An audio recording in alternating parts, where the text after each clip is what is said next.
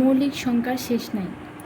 যদি সম্ভব হয় মনে করি মৌলিক সংখ্যা নির্দিষ্ট, মানে আমরা ধরলাম যে মৌলিক সংখ্যায় সেই জিনিসটা নির্দিষ্ট মানে কি, তার একটা শুরু আছে এবং শেষ আছে, মানে শুরু বিন্দু এবং শেষ বিন্দু আছে। সুতরাং একটি বৃহত্তম মৌলিক সংখ্যা বিদ্যমান। এরপরে দেখি, মনে করি বৃহত্তম মৌলিক সংখ্যাটি কিউ। ধরলাম যে বৃহত্তম মৌলিক সংখ্যাটি হলো কিউ, এবং মৌলিক সংখ্যাগুলোর গুণফল বি। তাহলে গুণফল যদি ধরি বি, তাহলে মৌলিক সংখ্যা কী কী আসতেছে? 2, 3, 5 ডট কিউ পর্যন্ত। কেন আমরা এক ধরলাম না? এক কোনো মৌলিক সংখ্যা না, তাই আমরা একটাকে মৌলিক সংখ্যা ধরি না। তারপরে এক বাদে ও যেগুলো মৌলিক সংখ্যা আছে, যে 2, 3, 5, 7, ঠিক আছে, 11 বা 11 এরকম 30 এরকম কিউ পর্যন্ত ধরি। A is equal to B plus 1। দেখো, এটা একটা মৌলিক সংখ্যা, কারণ সংখ্যা তো ন্যাচারাল নাম্বার অসীম, এর কোনো বাদ বিচার নাই, ঠিক আছে। তো এ ইজ ইকুয়াল টু আমরা ধরতে পারি যে এই যেটা আমরা গুণফল পাইছি এর সাথে +1 আর একটু মানে এক বেশি। আচ্ছা, তাহলে এ ইজ ইকুয়াল টু আমরা কী নিতেছি? B plus 1। সুতরাং A not equal to 1। Obviously যেগুলো হলো গুণফলগুলো, মানে মৌলিক সংখ্যার গুণফলগুলো হলো বি, তার সাথে আরও এক যুগ, তাহলে অবশ্যই সুতরাং কি যে A not equal to A 1, A not equal to 1, একের এক না, যেহেতু A is equal to B plus 1, যেহেতু 1 অপেক্ষা বড়, এই যে এ সংখ্যাটা ধরছিলাম সেটা কি 1 অপেক্ষা বড়। কেন? যে গুণফলটার সাথে এক যোগ করছি, তাহলে কি এটা বড় না 1 অপেক্ষা? অবশ্যই, যেহেতু 1 অপেক্ষা বড়, কাজে এর একটি মৌলিক উৎপাদক থাকবে।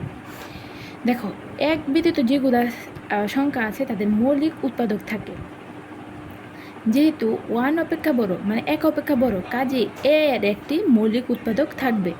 ও হ্যাঁ, এর একটা মৌলিক উৎপাদক থাকবে। এরপরে দেখি, মনে করি উক্ত উৎপাদকটি পি, তার একটা মৌলিক উৎপাদক হলো পি। যদি মৌলিক উৎপাদক হয়, তাহলে এই মৌলিক উৎপাদকটি অবশ্যই কি এ দ্বারা ভাগ করা সম্ভব, মানে মৌলিক উৎপাদক দ্বারা এই সংখ্যাটি, যে সংখ্যাটি ধরছি তাকে ভাগ করা সম্ভব। তাহলে পি ভাগ এ।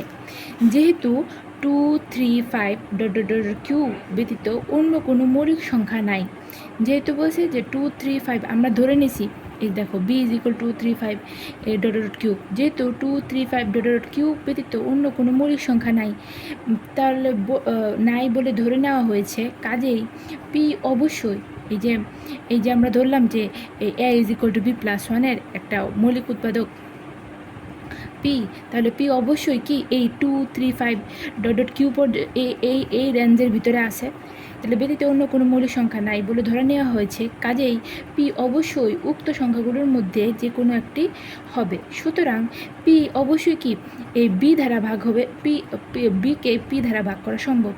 এর কারণ কি? কারণ হলো পি যেহেতু এই সংখ্যাগুলোর মধ্যে বিদ্যমান, কারণ আমরা ধরছি যে সবগুলো সংখ্যা হলো 2, 3, 5 ডট কিউ পর্যন্ত, তাহলে পি অবশ্যই এটার ভিতরে আছে।